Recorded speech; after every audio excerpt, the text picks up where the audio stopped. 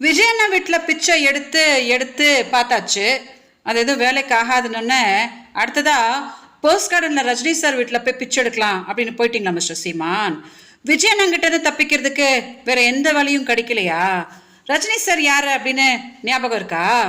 அவங்க அரசியலுக்கு வரேன்னு சொன்ன உடனே உங்க வாய் தான் சொல்லுச்சு, அவர் கன்னடாக்காரு, அவர் மேல உப்பு மிளகாத்தூள்லாம் போட்டு வறுத்தெடுத்து பார்க்கணும் அப்படின்னு நான் விருப்பப்படுறேன் அப்படின்னு மேடை மேடையா அவரை கொச்சப்படுத்தினீங்களே, அதை மறந்துட்டா போய் நேற்று அவர் வீட்டில் பிச்சை எடுத்துட்டு நின்றுட்டு இருக்கீங்க.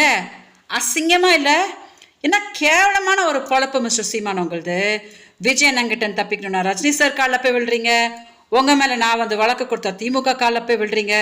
உங்களை யாரும் நம்ப மாட்டாங்க மிஸ்டர் சீமான். தமிழ்நாடு மக்கள் கிட்ட சொல்றேன்னு, யாரும் சீமான நம்பாதீங்க. நான் அவரோட முதல் மனைவி அப்படின்னு தான் நான் உலகத்துக்கே தெரியும். என் வாழ்க்கையவே சீரழிச்சு கர்நாடகாவில் தூக்கி